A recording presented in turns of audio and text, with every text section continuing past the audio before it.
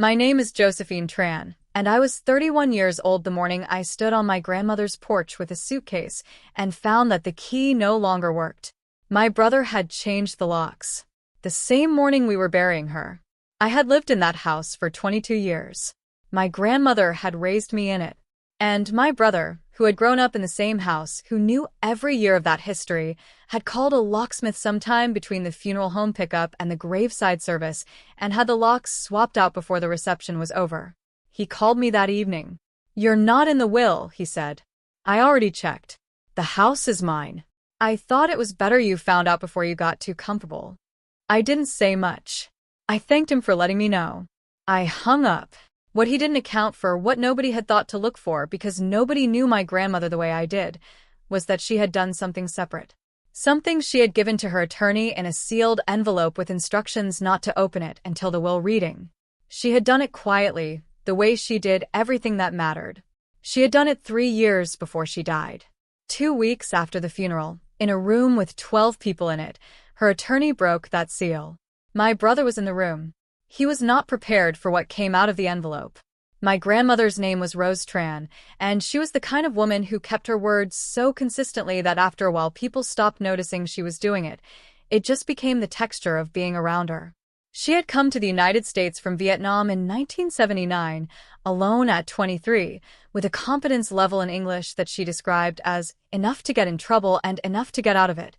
And she had spent the following decades building a life in Sacramento, California, that was modest in its dimensions and solid in every particular. She worked in alterations and tailoring for 30 years, first for other shops and eventually from a dedicated workroom in the back of her house, where she kept an industrial sewing machine and a cutting table and a set of French curves that she handled the way surgeons handle instruments, with precision and without waste. She was known in her part of Sacramento for 2 things: work that held and a personality that was pleasant without being soft. She married once, to a man named Henry Tran who died of a heart attack when my father was 12. She raised my father and his brother, my uncle, by herself, in a 3-bedroom bungalow on a quiet street in the Arden Arcade neighborhood, and when both of them grew up and made their separate lives, she stayed in the house because it suited her and because the workroom was there and because she had built the garden in the backyard over 30 years and had no intention of starting a new one somewhere else. I came to live with her when I was 9 years old. My parents' marriage had been difficult for most of my conscious memory and finally broke in a way that made it impractical for either of them to provide a stable home for me and my brother, Marcus, in the immediate term. That's the careful version. The fuller version is that my mother left and my father was not in a position to be a reliable parent during the period that followed, and my grandmother drove to our apartment, packed 2 bags, put Marcus and me in her car, and took us home with her. She did not make a production of it. She made the bed in the 2nd bedroom. She enrolled us in the local school, and she got up every morning and went to work and expected us to do the same with our schoolwork and our chores. Marcus was 14 when this happened.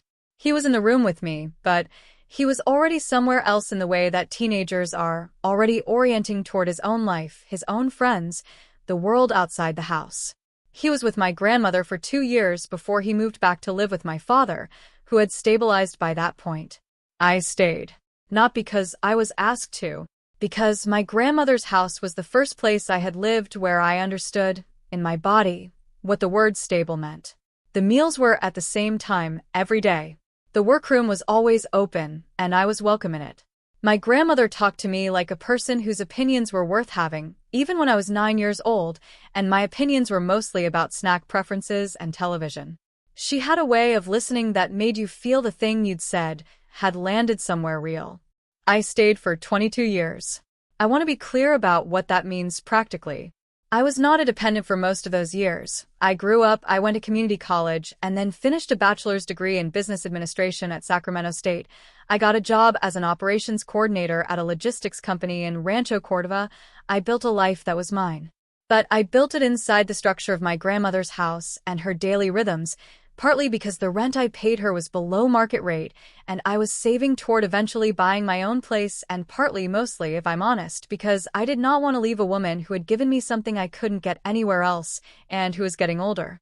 My grandmother had a small herb garden along the south wall of the backyard that she had been tending since before I arrived.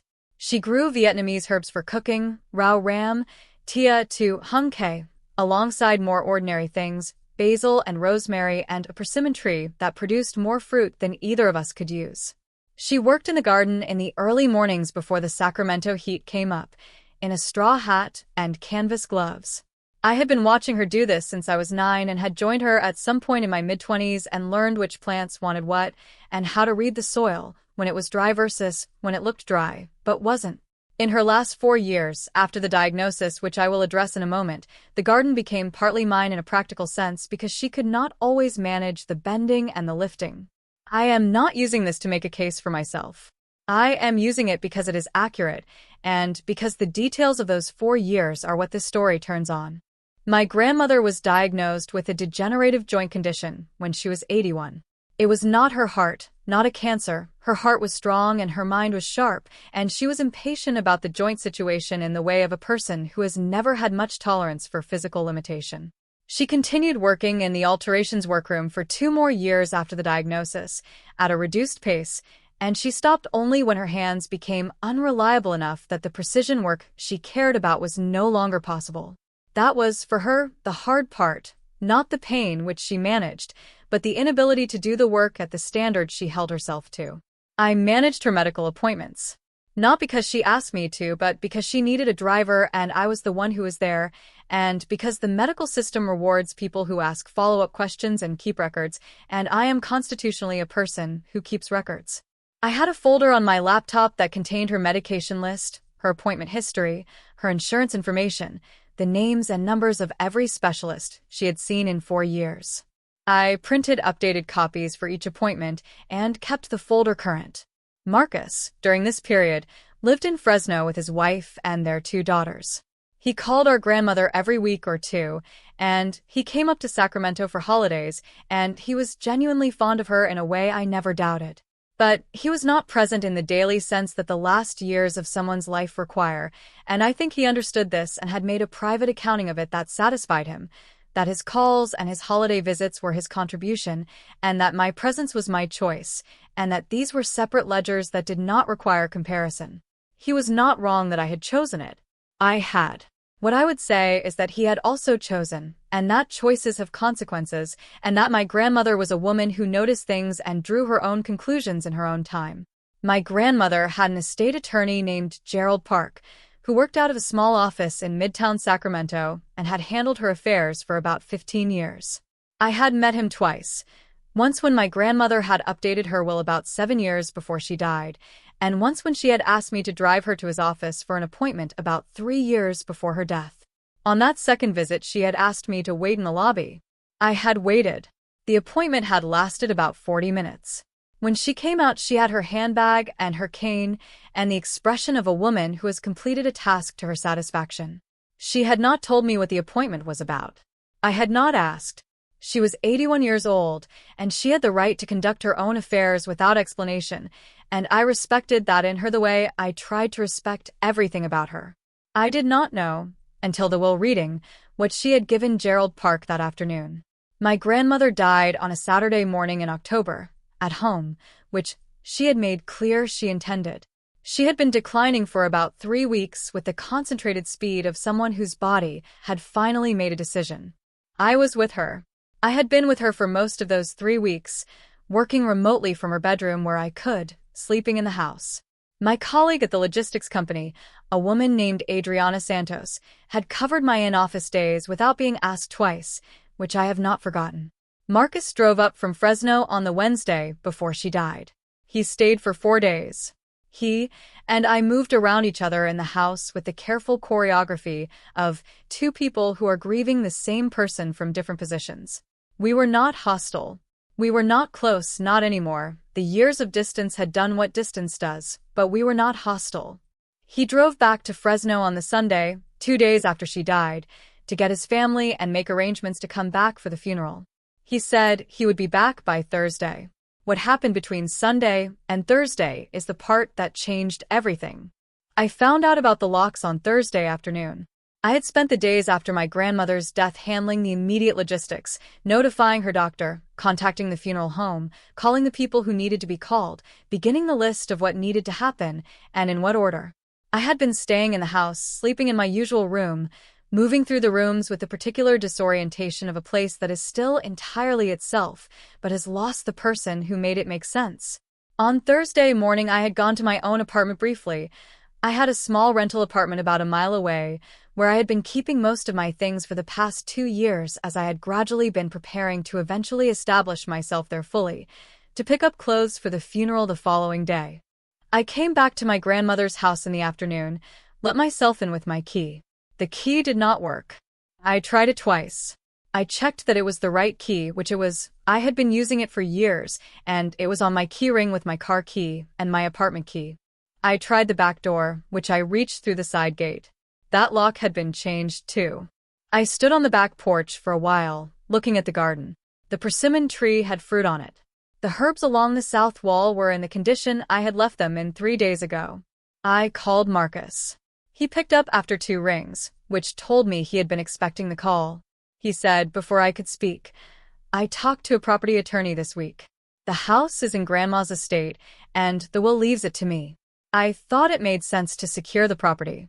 I said, "You changed the locks the morning of her funeral." "I changed them yesterday," he said. "I didn't want the property sitting unsecured.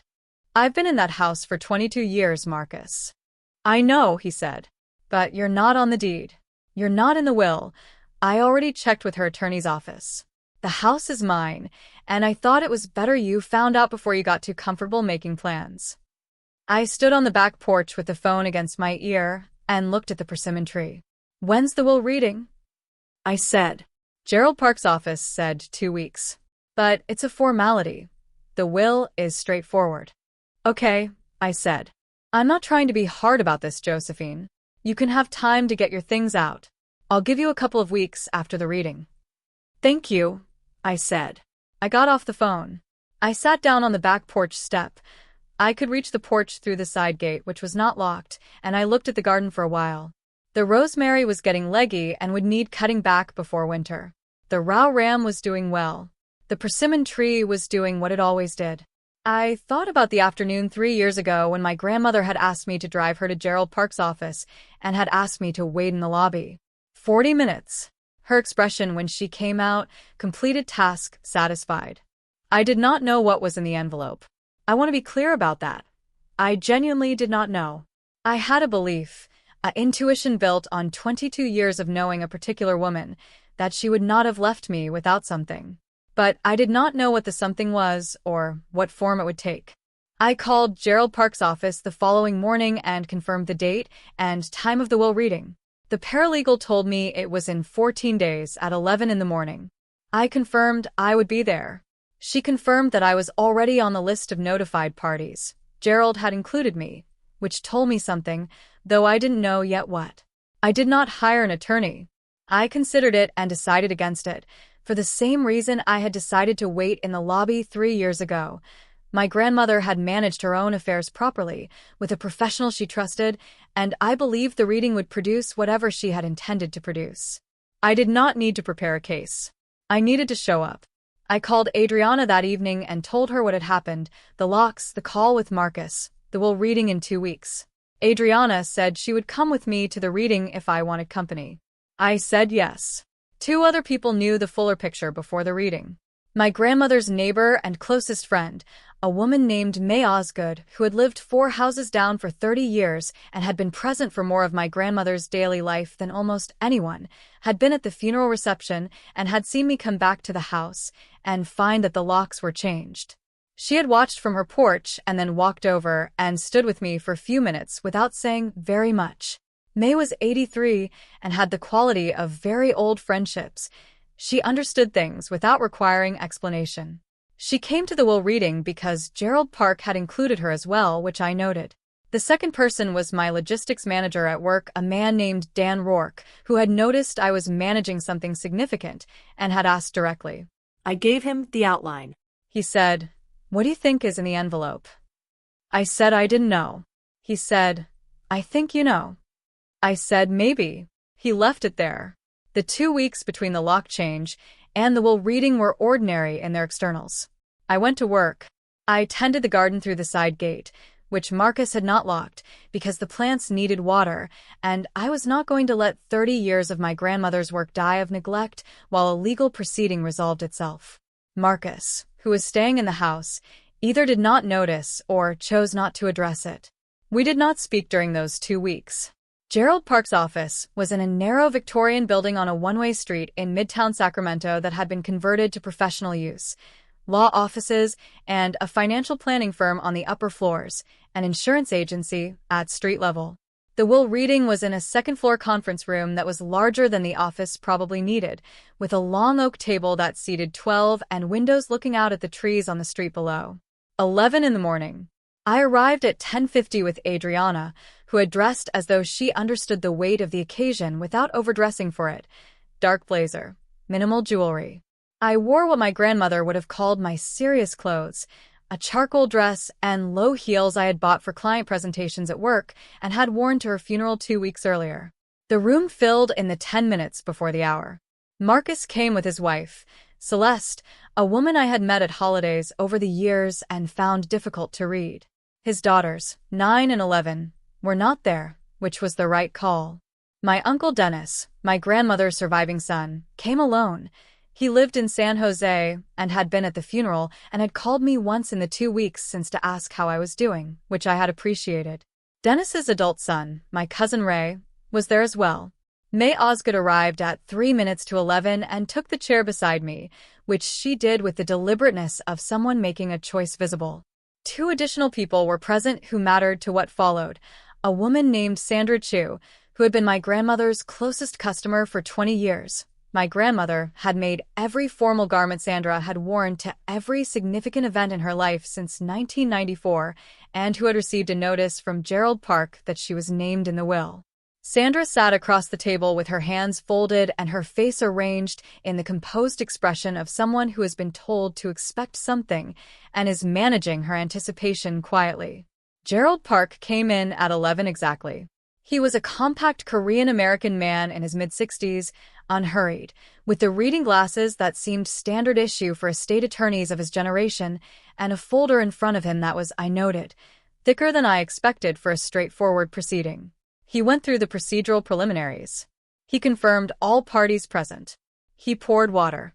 Marcus was at the table with his leather notebook open in front of him, a pen in his hand.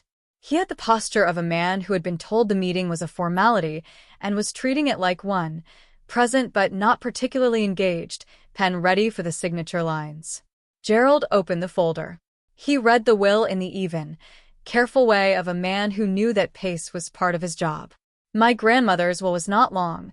It addressed her personal property, her bank accounts, the alterations equipment, specific bequests to Sandra Chu and to May Osgood, and the house.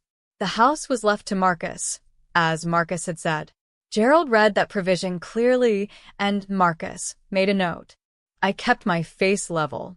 Adriana, beside me, was very still. Gerald finished the will. He set the pages down. Then he reached into the folder and removed a sealed envelope. It was a standard business envelope, cream-colored, sealed with wax. My grandmother had a wax seal kit she had used for years on correspondence she considered significant. The wax was dark green. On the front of the envelope, in my grandmother's handwriting, were 2 words, for Gerald. The room's texture changed in the way that rooms change when something unexpected introduces itself. Marcus looked at the envelope. His pen was still in his hand. Gerald said, "There is one final item to address. 3 years ago, your grandmother provided me with this sealed envelope and specific written instructions regarding its contents. The instructions directed me to open the envelope at the will reading, in the presence of all named parties, and to read its contents aloud." He looked around the table. "I have not opened this envelope before now," he said. "I am opening it in accordance with her instructions." He broke the wax seal. Gerald Park removed 3 pages from the envelope. They were handwritten. My grandmother's handwriting, which I would have known anywhere, the precise and slightly formal script of a woman who had learned penmanship in a different country and treated it as a skill worth maintaining. The pages were dated 3 years earlier, consistent with the afternoon appointment I had driven her to. He read the heading first, "A letter from Rose Tran, to be read at the reading of my will." He read without preamble, without summarizing. He read her words at her pace. She began by addressing the room directly, in the way she had always addressed rooms, without performance, without excessive warmth, with the assumption that everyone present was capable of handling plain language. She said she had written the letter because there were things Thule did not address, and she wanted them addressed, and because she preferred to say them herself rather than have them inferred. She wrote about me first. She wrote that Josephine had come to her house at 9 years old and had stayed, and that the staying had not been an accident or a convenience, but a choice made continuously over 22 years, and that she wanted the record to reflect that she understood what that choice had cost and what it had given. She wrote that Josephine had managed her medical care for 4 years with a thoroughness that she, Rose, had found both practical and deeply moving, and that she had not said so while she was alive as clearly as she should have, and that she was saying so now. Then she described what she had done. 3 years before she died, she had contacted Gerald Park and asked him to prepare a deed amendment to the house. The amendment added Josephine as a co-owner of the property, with a 45% interest. The deed had been recorded with the Sacramento County Assessor Recorder's office at the time of execution. Gerald paused here. He reached into the folder and removed a second document, a copy of the recorded deed amendment, with the county's recording stamp in the upper right corner. He set it on the table. Marcus's pen was no longer moving. It was in his hand, but not moving. My grandmother had also, the letter continued, established a separate savings account at her credit union that she had been building for the last 6 years of her life, designated in the account documentation as a transfer-on-death account with Josephine as the sole beneficiary. The balance at the time of the letter's writing was $38,000. She noted that it would be higher by the time anyone read this, as she intended to continue contributing. Gerald confirmed, consulting his file, that the account's balance at the time of her death was $54,200. She had not left me the house in full, she wrote, because she understood that Marcus had also grown up in it and that it had meaning for him, and that she was not in the business of erasing that. What she had done was make sure that I had a documented, recorded, legal interest in it, and that this interest had existed for 3 years already, quietly in the county record, regardless of anything anyone had assumed or been told or decided on their own. She wrote, "Josephine knows how to take care of things. She will know what to do with this." Gerald set the letter down. The room had the quality of a room after something has been said that cannot be unsaid. Not loud, not dramatic, just permanently altered. Marcus's face had gone entirely white. Not pale, white, the specific color of a face from which all the blood has been recalled at once. He was looking at the deed amendment on the table. His wife Celeste had both hands flat on the table in front of her and was looking at the letter in Gerald's hands. May Osgood, beside me, made a small sound that was not quite a word. She put her hand briefly over mine on the table and then removed it. Sandra Chu across the table had her hands folded and was looking at nothing in particular, in the way of someone who is managing a strong feeling by focusing on the middle distance. Uncle Dennis, 2 chairs from Marcus, had leaned back slightly in his chair and was looking at the ceiling with the expression of a man who is doing very precise internal arithmetic. Gerald said, in the same even voice he had used throughout, "To be clear for the record, the deed amendment recorded 3 years ago is currently on title for this property. The transfer-on-death designation on the credit union account is a non-probate transfer and takes effect independently of the will. Both instruments are valid and in force." He looked at Marcus. "The house, as matters currently stand, is owned 55% by the estate, which transfers to you per the will's terms, and 45% by Josephine, by virtue of the recorded deed amendment. Any transfer or disposition of the property will require the consent of both co-owners." Marcus said, in a voice that had lost most of its structure, "She did this 3 years ago." "Yes," Gerald said. "And you've had this envelope." "I have followed her instructions precisely," Gerald said. "Which were to open it here, today, in front of everyone.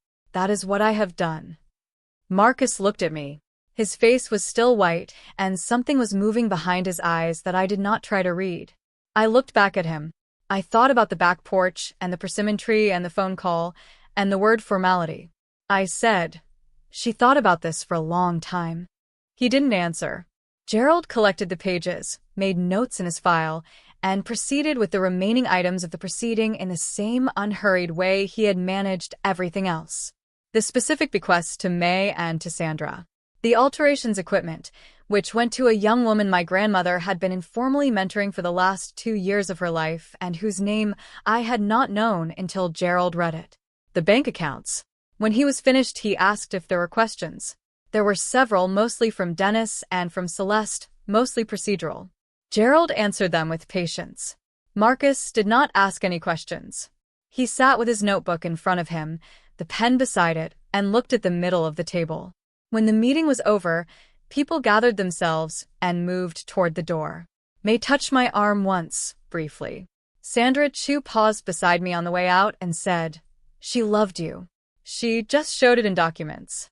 Then she left. I sat for an extra moment after most of the room had cleared. Adriana waited near the door. Gerald was organizing his file. He looked up and met my eyes over the table. "She prepared this very carefully," he said. "She wanted you to have something that no one could take back." I thanked him. I stood up. I picked up my bag.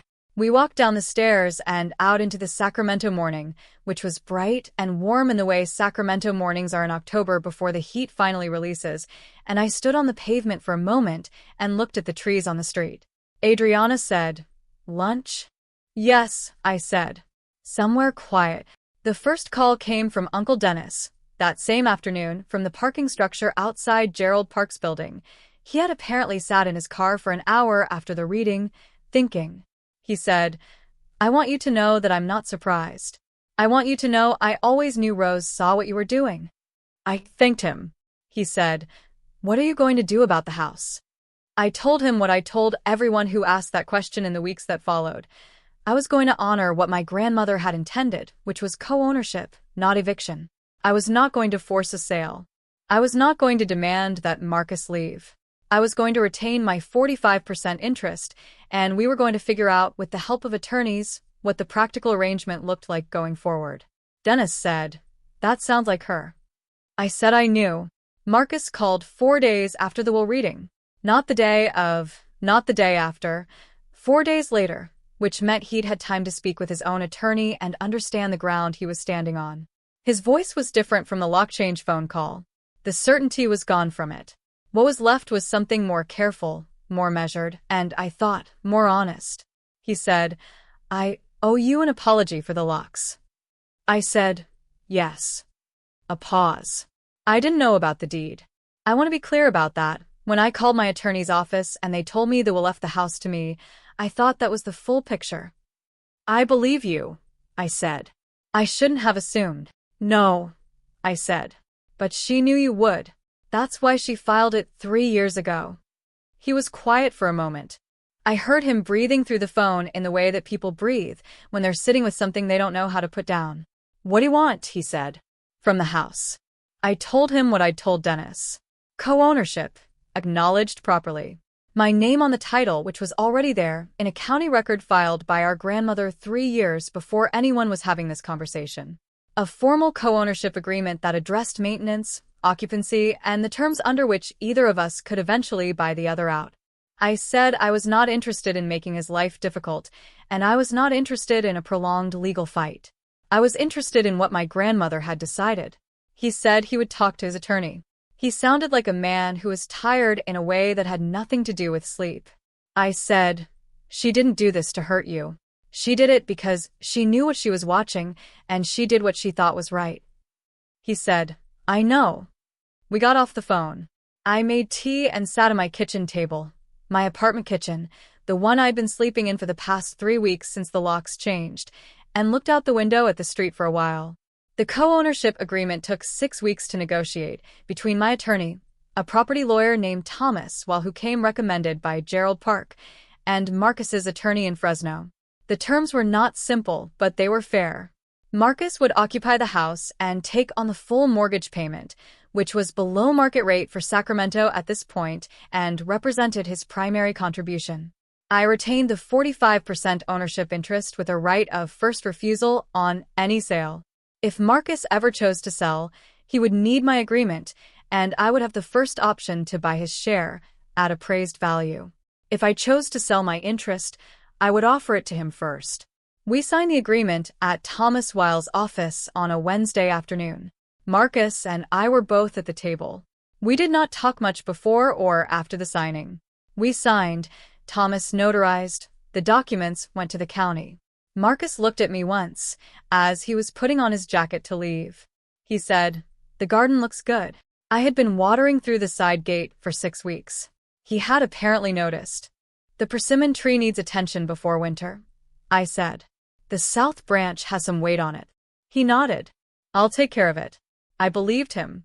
Not because everything was resolved between us. It wasn't, not really. The lock change had done something to the distance between us that would not fully close, but because he was standing in the house he'd grown up in, and his grandmother had thought about him carefully too, had considered what the house meant to him, and had not taken it away. She had just added my name. The transfer on death account processed through the credit union within 30 days of the death certificate being filed. $54,200 transferred directly to my account without passing through probate. I moved $30,000 of it into a down payment savings account.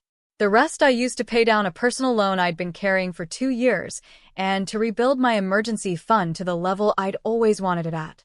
May Osgood came to my apartment for dinner about a month after the reading. She brought bon quan from a restaurant she and my grandmother had liked for years. She'd been going there on my grandmother's behalf since my grandmother's mobility had limited her, and she went now for her own reasons. We ate and talked about my grandmother for a long time. We talked about what she had been like at 40, which May remembered, and I didn't. We talked about the garden. May said at some point she told me what she was going to do. About 3 years ago, after that appointment with the attorney, she said, "I fixed it." I didn't ask what. I knew she'd fixed it properly. I said, "She didn't tell you what was in the envelope?" May smiled. She said, "Gerald will read it when it's time." That was enough for me. That was my grandmother, exactly. Fixed it properly. Gerald will read it when it's time. I drove to the house, once more, about 2 months after the co-ownership agreement was signed. I had left some tools in the garden shed that I wanted to retrieve, a pair of Japanese pruning shears I'd bought with my own money and had been using for 3 years. I knocked because it was Marcus's house now in the daily sense, and knocking was the right thing to do. He opened the door. He looked at me for a moment and then stepped back to let me in. The house smelled like itself. The workroom in the back was closed, the door shut, the industrial sewing machine quiet behind it. I did not go in there.